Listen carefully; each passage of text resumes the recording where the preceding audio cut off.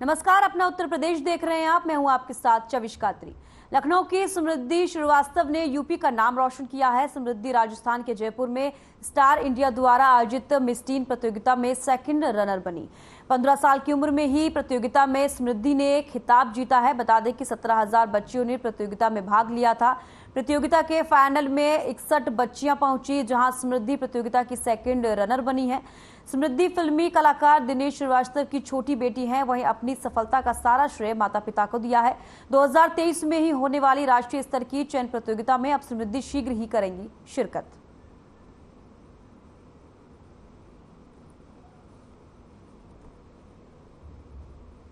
मैं पहले अपने परिचय दे दूंगी। मैं समृद्धि श्रीवास्तव यूपी से 15 साल की उम्र में आज आपके सामने बैठी हुई हूँ। कहाँ प्रोग्राम था, क्या आप किस पोजीशन पे आप आए? Forever star India international platform है ये, और मैं miss tin national second runner up का अवार्ड जीत के आई हूँ। किसको श्रेय देना चाहेंगे? अपने माँ बाप को और अपनी दी जीजी को। आपने इसी को क्यों चुना? मॉडलिंग बचपन से मेरा ये था कि मैं लोगों को देखती थी और मुझे लगता था ये लाइन अच्छी है, आप अपना टैलेंट अपनी ब्यूटी को शो कर सकते हो इसमें, इसलिए मैंने ये लाइन चुना। और 15 साल की उम्र में आज मैं इस मुकाम तक बैठी हूँ कि मैं आपके सामने बैठी हूँ। मैं पहले अपना नाम बता दीजिए। मेरा नाम समृद्धि श्रीवास्तव है।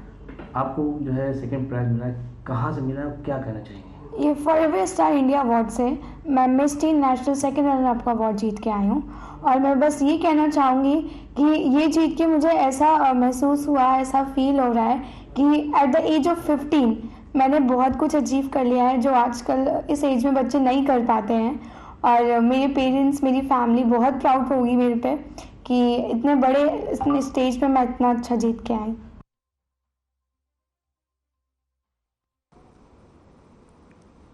देश और दुनिया में जिस चंद्रयान 3 की चर्चा चारों ओर हो रही है, उसी थीम पर छत्रपति शाहू जी महाराज विश्वविद्यालय ने अपना 38वां दीक्षांत समारोह मनाया। वहीं दीक्षांत समारोह में उत्तर प्रदेश के राज्यपाल आनंदीबेन पटेल, उच्च शिक्षा मंत्री योगेंद्र उपाध्याय, उच्च शिक्षा राज्य मंत्री रजनी तिवारी ने शोभा यात्रा के साथ प्रवेश किया। इस दौरान सरस्वती मालार्पण के साथ दीक्षांत समारोह की शुरुआत हुई। समारोह में हनीबी नेटवर्क के संस्थापक पद्मश्री अनिल कुमार गुप्ता और IIT प्रोफेसर मणिंद्र अग्रवाल विशिष्ट अतिथि भी मौजूद रहे। इस मौके पर कुलाधिपति ने उन्हें मानद उपाधि से सम्मानित किया। समारोह में 4 चांद लगाने के लिए चंद्रयान 3 प्रोजेक्ट में शामिल वैज्ञानिक अतुल निगोतिया, प्रियंका मिश्रा, प्रवेश माथुर और प्रियंका यादव शामिल हुए। समारोह में 55 उपाधि और मेडल को 98 छात्र छात्राओं को सौंपे गए। इस दौरान लगभग 2 लाख उपाधियों को डिजिटल के माध्यम से अपलोड किया गया।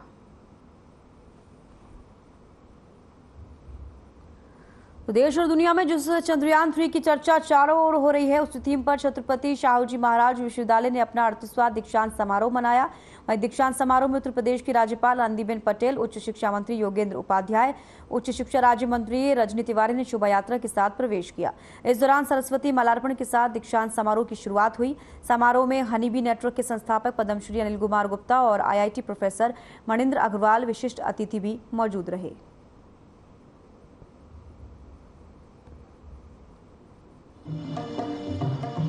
मेरा नाम श्वेता साहू है और मैं बेसिकली कानपुर रामा देवी की रहने वाली हूँ। तो बहुत ही अच्छा लग रहा है कि मुझे ये स्वर्ण पदक मिल रहा है। मेरी फैमिली के लिए भी बहुत प्राउड मोमेंट है, क्योंकि फर्स्ट टाइम ही मेरी फैमिली में भी ये गोल्ड मेडल आ रहा है। तो और सबका सपोर्ट भी आज साथ में है मेरे कि मैं यहाँ पर हूँ। So I am very happy. Sir basically मैं स्टार्टिंग से ही टीचर बनना चाहती थी, क्योंकि मेरी मदर भी गवर्नमेंट टीचर हैं। तो मैं बचपन से उन्हें देखती थी, तो उन्हें फॉलो करती थी कि मुझे टीचर ही बनना है। और उसके बाद मैंने इंटर के बाद भी मैंने D.Ed किया स्पेशल एजुकेशन से। उसके बाद मैंने ये B.Ed का फॉर्म फिल किया। और मेरे हस्बैंड भी मेरे पैशन को देखकर मुझे सपोर्ट करते हैं। श्रद्धा। कितने पदक मिले हैं आपको, किस क्षेत्र में मिले, पूरी डिटेल बताइए। 5 पदक मिल रहे हैं। एक पहला है कुलपति कांस्य पदक, कुलाधिपति कांस्य पदक, वो BA में सबसे ज़्यादा नंबर हैं। दूसरा है कि हिंदी में सबसे ज़्यादा नंबर हैं। और तीसरा स्नातक में सबसे ज़्यादा हैं। और चौथा और 5वां भी उसी में है। मेरा नाम जीत शर्मा है, मैं कानपुर दबोली निवासी हूँ और मुझे 3 पदक मिले हैं। कुलाधिपति स्वर्ण पदक, कुलाधिपति कांस्य पदक और कुलपति स्वर्ण पदक। अब आगे B.Ed करने के बाद मेरा यही टारगेट है कि M.Ed करना है। M.Ed में एडमिशन ले लिया है। क्या आपने सोचा था कि आपको 3 पदक मिलेंगे? देखिए एफर्ट्स तो हमेशा से रहे थे, 100% ही दिया था अपना, बट इतना एक्सपेक्टेशन नहीं था कि ओवरऑल रैंक 1 हो सकती है, हाईएस्ट मार्क्स हो सकते हैं। हनी बी नेटवर्क यानी कि मधुमक्खी का जो व्यवहार होता है उससे हमने कुछ सबक सीखे हैं। और ये नेटवर्क बनाया 35 साल पहले, और उसके बाद हमने 3 संस्थाएं भी बनाई। सृष्टि बनाई सन 93 में, ज्ञान बनाया 1997 में, और ज्ञान के स्वरूप को विकसित किया देश भर के अंदर, एक नीति का हिस्सा बना देश का। उसके लिए बनाया नेशनल इनोवेशन फाउंडेशन, राष्ट्रीय नवप्रवर्तन प्रतिष्ठान 2000 में। तो मकसद क्या था ज्ञान हनी बी नेटवर्क का? हनी बी नेटवर्क का मकसद था कि जैसे मधुमक्खी परागीकरण करती है, एक जगह का ज्ञान दूसरी जगह फैलाती है, तो लोगों को एक दूसरे से सीखने के लिए प्रेरित करना। अब जिससे हम सीखेंगे वो गुमनाम ना रह जाए। हम यहाँ पर दीक्षांत समारोह था। जिन बच्चों ने डिग्री हासिल की है उनको डिग्रियों का वितरण, जो कि उससे हुआ, जूम सिस्टम से हुआ है। और दूसरा जो गोल्ड मेडलिस्ट या सिल्वर मेडलिस्ट या ब्रॉन्ज मेडलिस्ट हैं उनको मेडल मिले हैं। तो ये उनकी उपलब्धियों का लिए आज दीक्षांत समारोह, जो एक बहुत आवश्यक पार्ट होता है किसी विश्वविद्यालय का, वो पूर्ण हुआ है। किन विशेष बातों का जिक्र किया गया भविष्य को लेकर, यूनिवर्सिटी को लेकर? शिक्षा को, संस्कार को प्रगति से जोड़ना, ये मूल विषय थे। तो कानपुर से बड़ी खबर आ रही है, आपको बता दें, चोरों का बोला हल्ला, लाखों की ज्वेलरी पर हाथ साफ किया है चोरों ने। छत के रास्ते मकान में हुए दाखिल और 25 लाख रुपए की ज्वेलरी लेकर फरार हो गए। बड़ी जानकारी आपको यहां पर दे रहे हैं। चोरों ने एक बड़ी चोरी की घटना को अंजाम दिया है, लाखों की ज्वेलरी पर हाथ साफ कर दिया। छत के रास्ते मकान में दाखिल हुए, 25 लाख रुपए की ज्वेलरी लेकर चोर फरार हो गए। पीड़ित ने पुलिस को चोरी की सूचना दी है। सीसीटीवी कैमरे में ये पूरी वारदात जो है कैद हुई है। तो नवस्ता थाना यशोदा नगर इलाके की यह पूरी घटना, जहां पर चोरों का हल्ला बोल देखा गया है। लाखों की ज्वेलरी पर हाथ साफ किया है, छत के रास्ते मकान में दाखिल हुए और 25 लाख रुपए की ज्वेलरी लेकर फरार हो गए। हालांकि पीड़ित ने पुलिस को चोरी की घटना के बारे में बताया और सीसीटीवी की मदद से आपको बता दें कि सीसीटीवी में ये पूरी घटना जो है कैद हो गई है। नवस्ता थाना यशोदा नगर इलाके की ये पूरी घटना है, जहां पर चोरों ने एक बड़ी चोरी को अंजाम दिया है। लाखों की ज्वेलरी पर हाथ साफ किया, छत के रास्ते मकान में दाखिल हुए, 25 लाख रुपए की ज्वेलरी लेकर फरार हो गए। तो तस्वीरों में आप जो देख रहे हैं, ये वही घर है जहां पर चोरों ने इस बड़ी चोरी की घटना को अंजाम दिया है। छत के रास्ते से पहले मकान में दाखिल हुए और फिर 25 लाख रुपए की ज्वेलरी लेकर चोर फरार हो गए। हालांकि पीड़ित ने पुलिस को इस पूरी चोरी की घटना की सूचना दी है और सीसीटीवी में ये पूरी वारदात जो है कैद हो गई।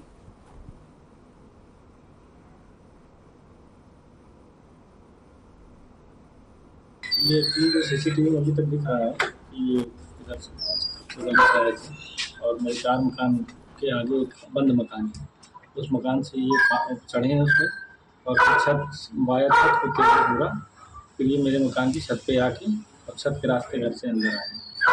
घर में आने के बाद किस तरीके से इन लोगों ने अंजाम दिया? आने के बाद इन्होंने सबसे पहले हमको बाहर से लॉक किया और जो मेरे नीचे टेनेंट रहते हैं उनको लॉक किया। बाहर से जिस कमरे में वो सो रहे थे उस कमरे को, और जिस कमरे में मैं और मेरी फैमिली थी उन दोनों कमरे को लॉक कर दिया बाहर से। और फिर उन्होंने पीछे हॉल की तरफ से दरवाजा खोल के जाके लॉक किया। लॉकर से लगभग कितने रुपए की ज्वेलरी और नकदी लेकर फरार हुआ है? नकदी तो नहीं थी उसमें, ज्वेलरी थी सारी। एक्चुअली मेरी पुरानी पुश्तैनी थी। खबरों में आगे बढ़ेंगे। कानपुर में हजरत मोहम्मद साहब के जन्मदिन को लेकर लोगों में भारी उत्साह देखने को मिला। वहीं जुलूस से मोहम्मदी पूरे शान और शौकत से निकाला गया। लोगों ने अल्लाह अकबर और मोहम्मद की सदाओं के नारे लगाए। वहीं जुलूस में शहर के अंजुमनों ने मोहम्मद साहब और उनके अहले बत्ती को याद करते हुए नजराना-ए अकीदत पेश किया। जुलूस का जगह जगह पुष्प वर्षा कर स्वागत किया गया।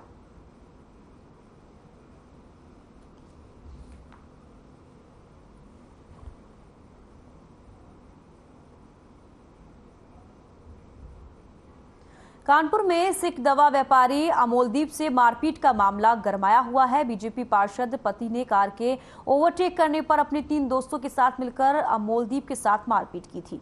अब ये मामला पुलिस प्रशासन के गले की हड्डी बनता नजर आ रहा है।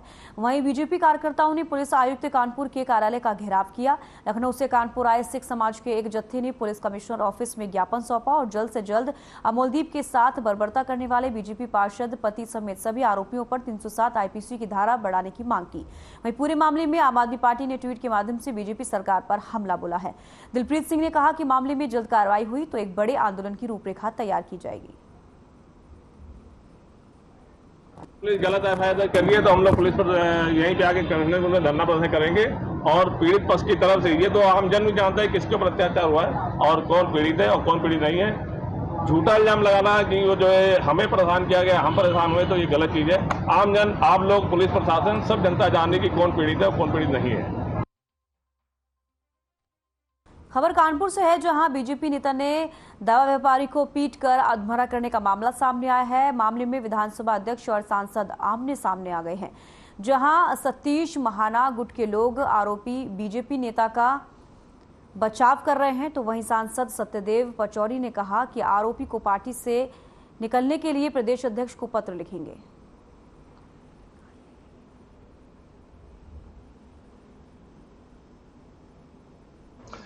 देखिए, मैंने पुलिस कमिश्नर ने ये कहा है कि जो कार्रवाई सत्य के आधार पर हो, कोई दबाव में आने की जरूरत नहीं है।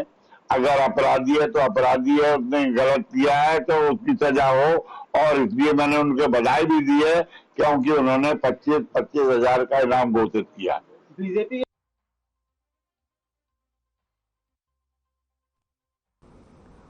कानपुर के बजरंग दल के चर्चित कृष्णा तिवारी और उनके साथियों पर नवाबगंज थाना क्षेत्र के निवासी रवि सिन्हा ने गंभीर आरोप लगाए हैं। कानपुर प्रेस क्लब में प्रेस वार्ता करते हुए रवि ने बताया कि आजाद नगर में चिड़ियाघर के ठीक सामने उनका प्रेम विला अपार्टमेंट है, जिसमें 22 सितंबर को 2 लड़के आए और फ्लैट का ताला तोड़ने लगे। जब वो फ्लैट के पास पहुंचे तो वो दोनों रेस्टोरेंट के अंदर छुप गए। वहीं उन्होंने बताया कि इसकी सूचना पुलिस को दी गई तो रेस्टोरेंट संचालक कृष्णा तिवारी ने दोनों लोगों को छुपा दिया और दोनों सिपाहियों को थाना नवाबगंज इंस्पेक्टर से बात करा दी। तब दोनों पुलिस वाले आरोपी को पकड़ने बिना ही लिखा पढ़ी करके वहां से चले गए। वहीं पीड़ित ने बताया कि उसी दिन रात को कृष्णा तिवारी अपने 5 से 7 लोगों के साथ आए और उनके फ्लैट का ताला तोड़कर कब्जा कर लिया। उसकी शिकायत उन्होंने इंस्पेक्टर नवाबगंज रोहित तिवारी को दी, लेकिन कोई सुनवाई नहीं हुई, जिसके बाद मीडिया के माध्यम से न्याय की गुहार लगाई है ताकि आरोपियों के खिलाफ मुकदमा पंजीकृत हो सके और उनका कब्जा वापस मिल सके।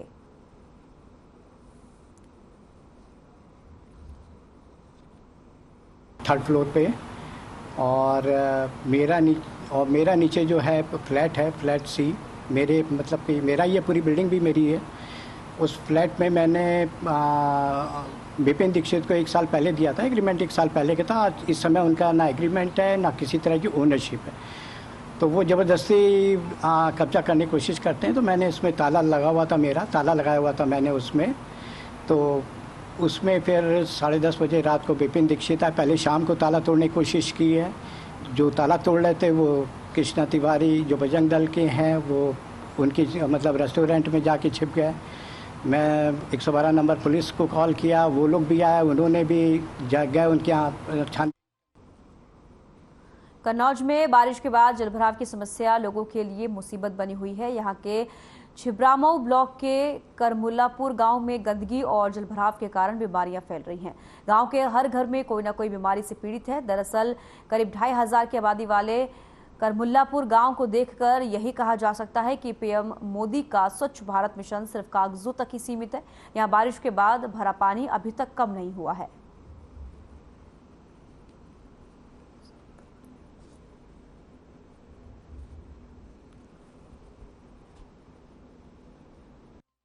सबसे ज्यादा तो पहले पानी का निकाल चाहिए, ठीक है। सबसे ज्यादा बीमारी घरों में बीमारी पड़ी, हर व्यक्ति बीमार पड़ा, कोई न किसी घर में बच्चे, किसी के बड़े बूढ़े बीमार पड़े। घरों चौके तक पानी जा रहा है, आदमी खाना वहाँ बना रहा है, वहीं पर पानी पहुँच रहा है, गंदा पानी खाने के पास पहुँच रहा है। बताओ कैसे इंसान सही रहेगा।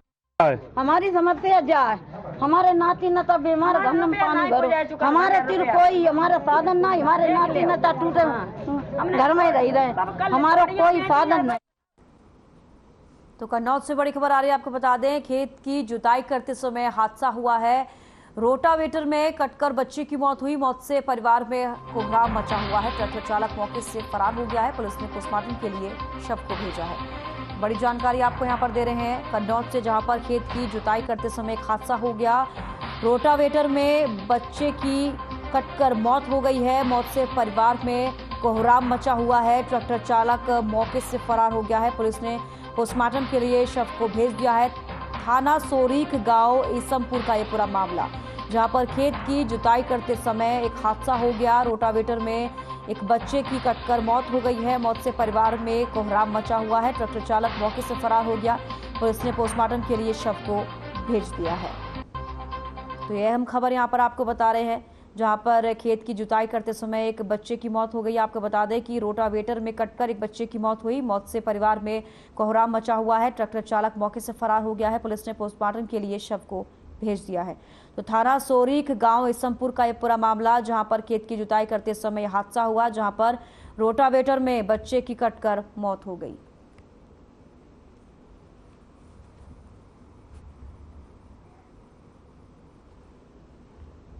ये गांव की मतलब जुताई करने गया था। गांव के वाले आए जिनको जुताई करना, अपने खेत में जुताई करानी थी।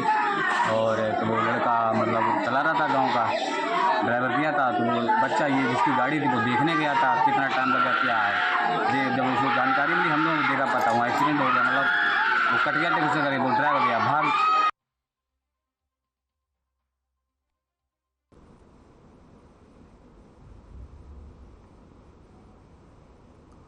कन्नौज में जुलूसे मोहम्मदी शान शौकत के साथ धूम से निकाला गया। वहीं तय समय से शुरू हुए जुलूस में 1 लाख से ज्यादा की भीड़ देखी गई। सुरक्षा के मद्देनजर जुलूस के आगे पीछे भारी फोर्स मुस्तैद रही। वहीं नबी की शान में नारेबाजी करते हुए जुलूस निकाला गया। इसके साथ ही गुरसहायगंज में जुलूसे मोहम्मदी कमेटियों ने भी जुलूस निकाला। इस दौरान रास्ते भर में जुलूस का फूल डालकर स्वागत किया गया और जगह जगह पर फल, मिठाई व शरबत बांटा गया।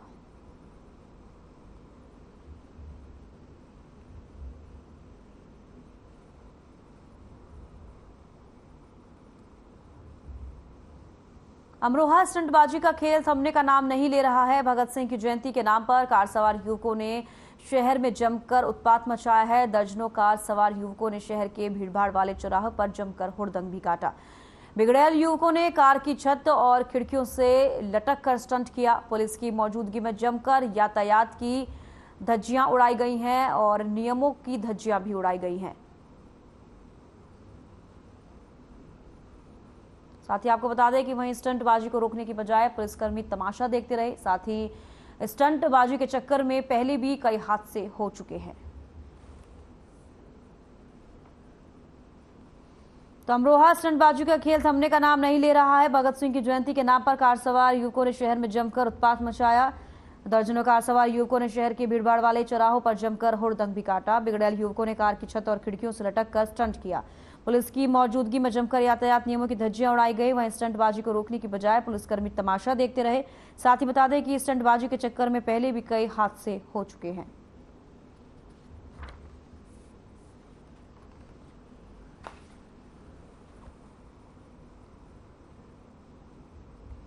यूपी के पीलीभीत में अलग अलग थाना क्षेत्र में हजरत मोहम्मद साहब की योम पैदाइश का जश्न धूमधाम से मनाया गया। वहीं जुलूस में भारी संख्या में लोगों ने पहुंचकर भाग लिया। सुरक्षा की दृष्टि से भारी संख्या में पुलिस फोर्स तैनात रही।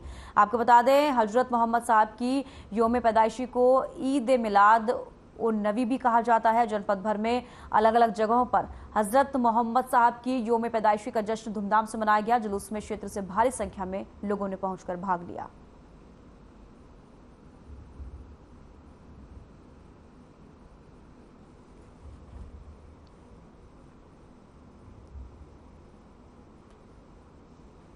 खबर शाहजहांपुर से है, जहां डिप्लोमा फार्मासिस्ट राजपत्रित अधिकारी संगठन जनपद शाखा शाहजहांपुर अधिवेशन और चुनाव प्रदेश जेके सचान की अध्यक्षता में संपन्न हुआ। अधिवेशन के अंत में चुनाव अधिकारी प्रदुम सिंह, पर्यवेक्षक राजीव कुमार कनौजिया, महामंत्री अरविंद वर्मा, प्रदेश अध्यक्ष जीके सचिन की देखरेख में हुआ, जिसमें कि निम्नलिखित पदाधिकारी सर्वसम्मत से निर्वाचित घोषित किए गए। बता दें कि अध्यक्ष पद पर पवन कुमार गुप्ता, वरिष्ठ उपाध्यक्ष कमलेश कुमार, उपाध्यक्ष बाबूराम आजाद रहे।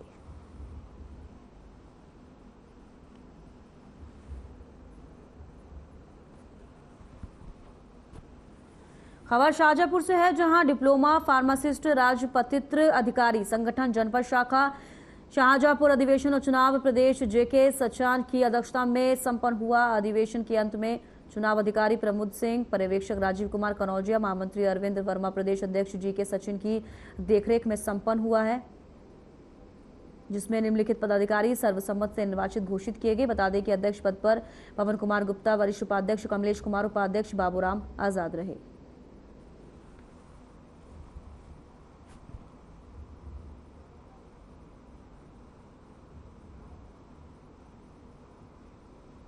मामला बांदा का है, जहां झाड़ियों के पास अज्ञात महिला का कटा सिर मिलने से आसपास के इलाकों में हड़कंप मच गया है। मौके पर अपर पुलिस अधीक्षक पहुंचकर घटना का जायजा लिया। पूरे पुलिस बल के साथ घटना का जायजा लेने पहुंचे पुलिस अधीक्षक और वहीं कहा कि महिला की हत्या कर शव फेंके जाने की आशंका है। धड़ से लगभग 100 मीटर की दूरी पर सिर मिलने से पुलिस कई बिंदुओं पर जांच में जुटी है।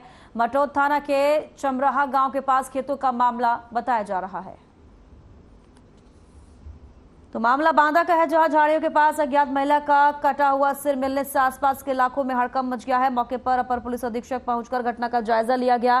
पूरे पुलिस बल के साथ घटना का जायजा लेने पुलिस अधीक्षक पहुंचे। वहीं कहा कि महिला की हत्या कर शव फेंके जाने की आशंका है। धड़ से लगभग 100 मीटर की दूरी पर सिर मिलने से पुलिस कई बिंदुओं पर जांच में जुटी है। मटौद थाना के चमराहा गांव के पास खेतों का ये मामला बताया जा रहा है।